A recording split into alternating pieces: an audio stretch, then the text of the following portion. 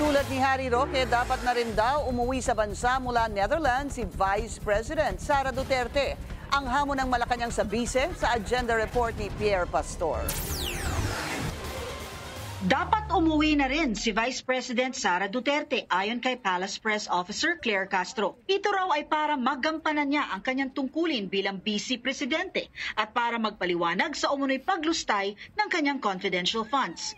Nauunawaan naman daw ng palasyo ang sitwasyon ni VP Sara bilang anak ng dating Pangulong Duterte. Kailangan din po siya ng Pilipinas bilang Vice Presidente. Siya po dapat ay nagtatrabaho hindi lang para sa kanyang ama. Sinasabi niya po, milyon na Pilipino ang bumoto sa kanya at kailangan din po niyang pagsilbihan ito. Paliwanag pa ni Yussi Castro, kailangang maayos na maimbestigahan ang kaso ni VP Sara dahil karapatan ng taong bayan na malaman kung saan nga ba talaga napunta ang kanyang confidential funds.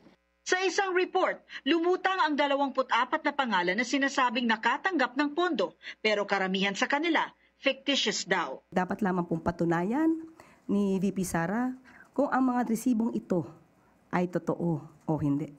Itinanggi rin ni Yussi Castro ang paratang ni Davao City Mayor Baste Duterte na tina-target ng Administrasyong Marcos ang kanilang pamilya. Panahon pa po ito mismo ng ama niya ni dating Pangulong Duterte.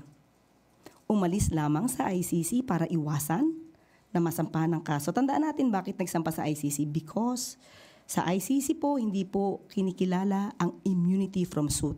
Kanina, kumalat ang fake news na may mga pulis daw sa Davao na aaresto sa alkalde. Agad itong pinabulaanan ng Davao City Police. Para sa agenda, Pierre Pastor, Billionaire News Channel.